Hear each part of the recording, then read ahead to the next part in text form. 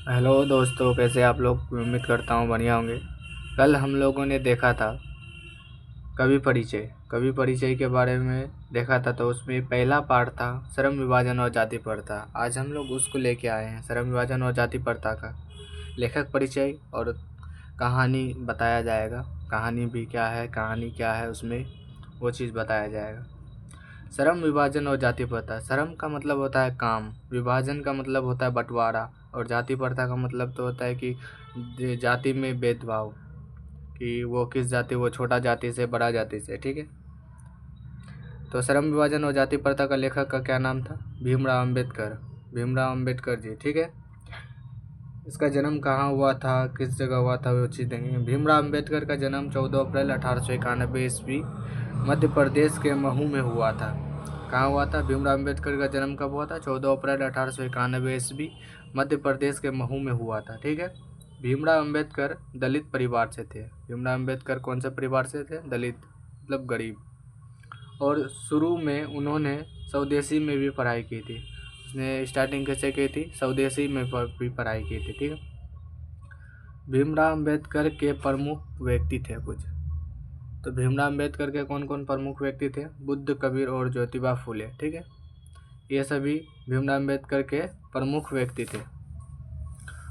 आगे है, भीमराव अम्बेडकर को सभी बाबा साहेब या संविधान निर्माता या संविधान जनक कह के संबोधित करते थे। मतलब भीमराव अम्बेडकर को बाबा साहेब के नाम से भी जाना जाता था, या संविधान निर्माता के नाम से जाना जाता था, संविधान जनक के नाम से भी जाना जाता था। अगर सवाल पूछा जाए कि बाबा साहेब को किस किस नाम से जाना जाता है, किस किस चीज़ से संबोधित किया जाता है, मतलब जाना जाता है, तो बाबा साहेब संविधान निर्माता, संविधान जनक ये कह के संबोधित करते हैं। ठीक है। भीमराव भीमराव अम्बेडकर के द्वारा लिखी गई किताबें हैं। भीमराव अम्बेडकर जी कौन कौन से किताब लिखे थे? द कास्ट इन इंडिया, दूसरा है देयर मैग्निज्म, तीसरा है बुद्ध एंड हिज धम्मा। ये सभी किताब भीमराव अम्बेडकर द्वारा लिखी गई थी। तो दूसरा है भीमराव अम्बेडकर का प्रसिद्ध किताब एनिहिलेशन ऑफ कास्ट, जो कि अंग्रेजी भाषा में लिखी गई है। भीमराव अम्बेडकर का प्रसिद्ध किताब कौन था? Annihilation of caste. Annihilation of caste भी भीमराव अम्बेडकर द्वारा लिखा गया था, जो कि अंग्रेजी भाषा में लिखा गया था।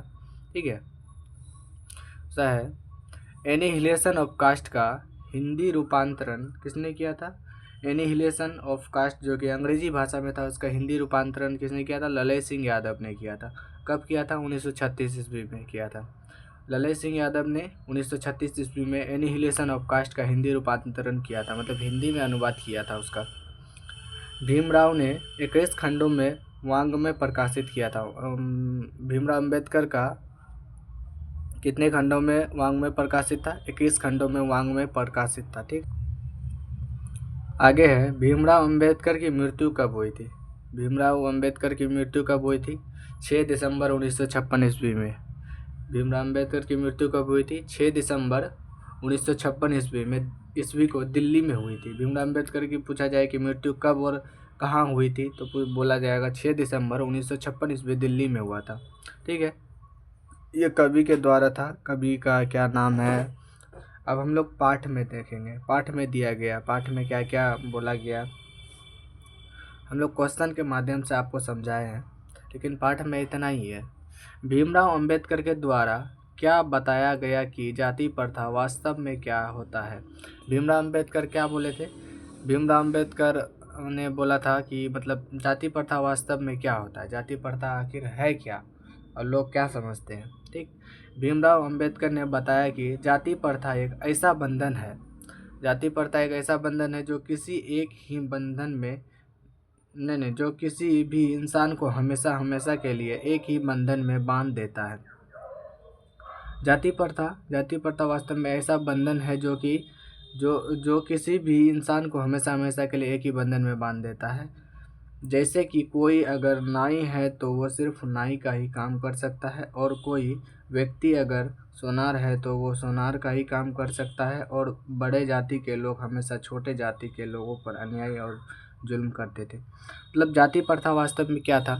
जाति प्रथा को वास्तव में भीमराव अम्बेडकर बताया है कि जाति प्रथा एक ऐसा बंधन बताया गया है कि जिसमें कि किसी भी लोग को अपने जाति के अनुसार या उसके छोटे जाति के अनुसार उसी काम को ही किया जा सकता था जो काम उस जाति को दिया गया है, उसके अलावा और कोई काम नहीं कर सकता था। जाति प्रथा ऐसा था।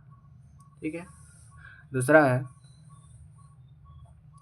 जाति प्रथा के आधार पर ऊंची जाति के लोगों ने, इससे आगे का पार्ट है, जाति प्रथा के आधार पर ऊंची जाति के लोगों ने श्रम यानी कार्य को यानी कि कार्य को भी बांट दिया गया था। मतलब जाति प्रथा के आधार पर जो बड़े लोग थे वो मतलब काम को भी बांट दिए थे। जैसे कि अगर कोई व्यक्ति छोटे जात का है तो वो छोटे मोटे काम ही कर सकते हैं। जैसे कि कोई भी अगर व्यक्ति छोटा जात का है तो वो छोटा काम ही कर सकता है। कोई भी अगर मतलब जो झाड़ू लगा रहा या पोछा कर रहा वो इतना ही काम कर सकता है, और कुछ जो मतलब छोटे लोग हैं वो बस छोटे ही काम कर सकते हैं, और जो बड़े लोग हैं बड़े काम करेंगे। और कोई व्यक्ति अगर ऊंचे जात के है तो वो बड़ी बड़ी कामें कर सकता है, जैसे कि, और इसी भेदभाव को हटाने के लिए भीमराव अंबेडकर ने आवाज़ उठाई थी। भीमराव अंबेडकर ने ये बोला था कि मतलब जैसे छोटे जाति के लोगों को छोटे जाति के लोग छोटे काम ही कर सकते हैं, बड़े जाति के लोग बड़े काम ही कर सकते हैं। भीमराव अंबेडकर इसी बात पे आवाज़ उठाए थे कि क्यों ऐसा क्यों कर सकता है, कोई भी व्यक्ति कोई भी काम कर सकता है। इसी को हटाने के लिए भीमराव अंबेडकर ने आवाज़ उठाया था कि ऐसा नहीं होना चाहिए। छोटे जात के लोग भी बड़े काम कर सकते हैं और बड़े जात के लोग भी छोटे काम कर सकते हैं। कोई भी किसी भी काम को कर सकता है। आगे है, जाति प्रथा के पोषक का मतलब क्या है। जाति प्रथा के पोषक का मतलब क्या है? तो जाति प्रथा का पोषक का मतलब है, जाति प्रथा का यह मतलब था कि जो लोग जाति प्रथा को मानते हैं उसे जाति प्रथा का पोषक कहा जाता है। मतलब जाति प्रथा का मतलब यह था कि जाति प्रथा, अगर कोई भी मतलब व्यक्ति, पहले जाति प्रथा को बहुत वैल्यू दिया जाता था। मतलब जाति के नाम से कोई भी किसी भी चीज़ को, छोटे जात के लोगों को बड़े जात के लोग बड़े मतलब अच्छे से नहीं रहते थे उसके साथ, और उल्टा सीधा व्यवहार करते थे। तो जाति प्रथा जो व्यक्ति जाति प्रथा को मानता है उसे जाति प्रथा का पोषक कहा जाता है बस। और जाति प्रथा के पोषकों की इतनी भीड़ हो गई थी कि, और इसका मानना था कि नीचे जात के लोगों को ऊंचे जात के कामों को नहीं संभाल सकते। मतलब जाति प्रथा के पोषकों को ऐसी मानसिकता थी कि वो कहते थे कि जो छोटे जात के लोग हैं वो बड़े जात के लोगों के काम नहीं संभाल सकते, पर ऐसा नहीं था। एवं उसको करने ही नहीं दिया जाता था, और इस चीज़ को मतलब छोटे जात के लोगों को हमेशा नीचे ही रखा जाता था, इसलिए इन्हें छोटे मोटे काम ही करना चाहिए। और बोलते थे कि जो छोटे जात के लोग हैं वो छोटे काम के लिए ही बने हैं, वो बड़े काम नहीं कर सकते हैं।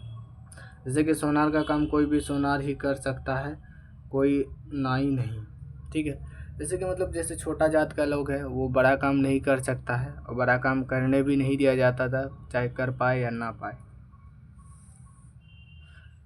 और कहते हैं, लोकतंत्र का असली मतलब क्या था। लोकतंत्र का असली मतलब यह है कि इस शासन में लोगों का अधिकार होना चाहिए। लोकतंत्र का मतलब क्या है? लोगों के द्वारा चलाया गया शासन ही लोकतंत्र कहा जाता है। लोकतंत्र का असली मतलब यह है कि इस शासन में लोगों का अधिकार होना चाहिए। ठीक है। इस शासन में जैसे राजतंत्र, प्रजातंत्र मतलब राजा द्वारा चलाया गया, तभी ही इसे लोकतंत्र माना जाएगा। लोगों के द्वारा चलाया गया शासन को ही लोकतंत्र माना जाएगा, अथवा यही बात है, कोई लोकतंत्र मानना चाहिए, और यही लोकतंत्र का असली मतलब है। लोगों के द्वारा चलाया गया शासन को ही लोकतंत्र मानना चाहिए, और यही लोकतंत्र का असली मतलब है। ठीक है। लोकतंत्र का यही असली मतलब है। देखिए, हम जो है इस जो पाठ 1 है श्रम विभाजन और जाति प्रथा, इसमें सिर्फ जो टॉपिक है आपके एग्ज़ाम के बेस पे बस वही पढ़ाया जा रहा है, और सभी टीचर यही करते हैं। ऐसा नहीं है कि कोई आगे पीछे पढ़ाते हैं, लेकिन वो बुक के अनुसार पढ़ाते हैं, लेकिन इतना ही पढ़ाते हैं। आप लोगों को इतना ही पढ़ाएगा कोई भी मास्टर हो। भीमराव के पिता का क्या नाम था? रामजी सकपाल। ठीक है। भीमराव के पिताजी का क्या नाम था? रामजी सकपाल। ये सब चीज़ आ सकता है, ये सब चीज़ आप लोग याद कर लीजिएगा, बहुत ही इंपॉर्टेंट है, एग्जाम में आते हैं। भीमराव का माता का क्या नाम था? भीमाबाई। भीमराव के माता का क्या नाम था? भीमाबाई। प्रथम भारत का सम्मेलन कब हुआ था? 1936। और कहाँ हुआ था? लाहौर में हुआ था। ठीक है। श्रम विभाजन और जाति प्रथा की विधा क्या है? निबंध है। बस इतना ही है आज के लिए। बस ये चैप्टर कंप्लीट। बस आप लोगों को चैप्टर में जितना है उतना चीज़ बताया गया है, उतना चीज़ है इसमें। आप लोग अच्छे से देखिएगा। वीडियो अच्छा लगे तो लाइक कीजिएगा, शेयर कीजिए, सब्सक्राइब कीजिए। Thank you. मिलते हैं अगले वीडियो में।